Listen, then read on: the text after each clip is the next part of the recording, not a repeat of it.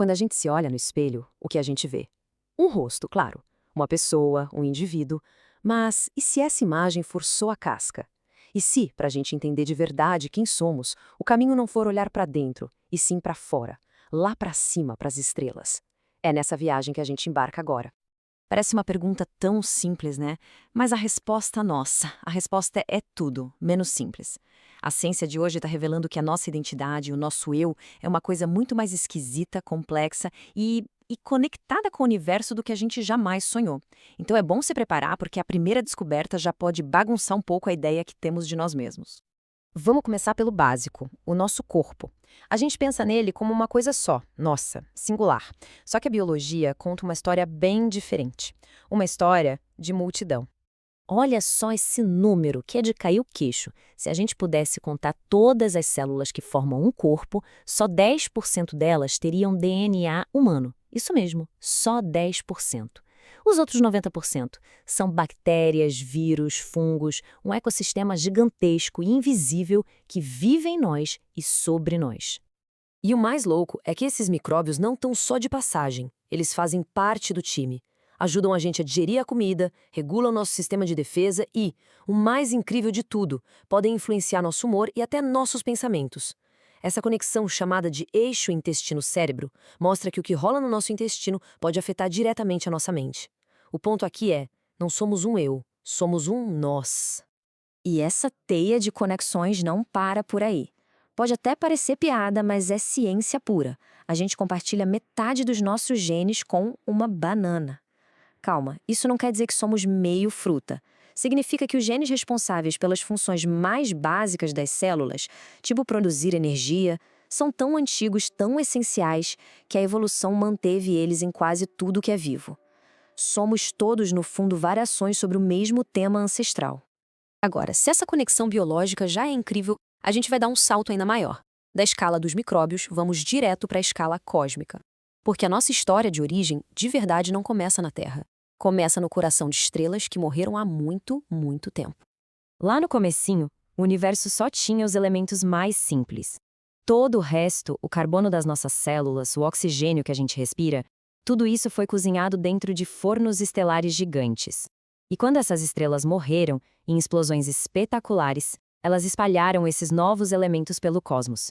E foram eles que se tornaram os tijolinhos para construir novas estrelas, novos planetas e, eventualmente, a vida. Isso aqui não é poesia, não é uma metáfora bonita, é um fato. Cada átomo do nosso corpo, com exceção do hidrogênio, que já estava por aí desde o Big Bang, foi criado dentro de uma estrela. A gente é, literalmente, poeira de estrela reciclada. Então, a gente não está aqui só olhando o universo de fora como se fosse um filme. A gente participa dele. Somos o próprio universo se tornando consciente. Pensa no peso disso. Não estamos separados do cosmos. Somos uma manifestação dele.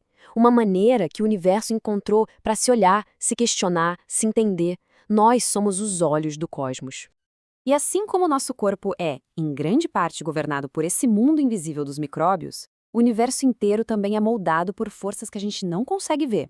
A realidade que a gente percebe, na verdade, é só uma fatia bem fininha do que realmente existe por aí. Dá uma olhada nesses números. Tudo que a gente conhece, tudo, estrelas, planetas, galáxias, nós, tudo isso junto não dá nem 5% do universo. O resto é um mistério total. Tem a matéria escura, que é tipo uma cola invisível que segura as galáxias, e a energia escura, que está fazendo o próprio espaço se esticar cada vez mais rápido. Os próprios cientistas dizem que chamar de energia escura é só um nome bonito para nossa ignorância, porque ninguém sabe o que é isso. É uma força que parece estar embutida no tecido do espaço, empurrando tudo para um futuro cada vez mais espaçoso e vazio. A maior parte do nosso universo é algo que a gente ainda nem começou a entender. A nossa conexão com o universo não é só de matéria, mas também de tempo. E o jeito que a gente vê o cosmos é, na verdade, uma grande ilusão de ótica, só que em escala universal. Essa ideia é meio maluca, mas é a pura verdade. A gente nunca vê o agora. O que a gente vê são sempre ecos do passado. Como a luz tem uma velocidade, ela leva um tempo para chegar até nós.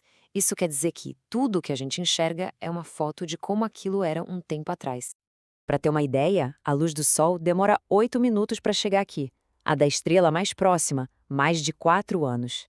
A luz da nebulosa de Órion Essa já viajou por 1.300 anos para chegar nos nossos olhos. E quando a gente olha para as galáxias mais distantes que existem, estamos vendo a luz que saiu de lá há mais de 13 bilhões de anos, quase na época do Big Bang. Então, no final das contas, é isso. Olhar para o céu à noite é como ter uma aula de história. Cada pontinho de luz é uma mensagem do passado profundo, um fóssil luminoso que viajou por eras no vácuo só para contar pra gente a história do universo. Então, vamos juntar as peças desse quebra-cabeça. Somos um ecossistema ambulante, feitos de matéria que veio de estrelas, vivendo num universo dominado por mistérios e enxergando apenas o passado. A nossa identidade é essa costura de fios biológicos, cósmicos e temporais. Talvez essa seja a definição mais real que a gente pode ter de nós mesmos. Somos essa encruzilhada de forças incríveis, uma combinação passageira e consciente de poeira e tempo, animada por uma comunidade invisível de micróbios. E isso tudo nos traz de volta à pergunta do começo, mas agora com um peso totalmente diferente.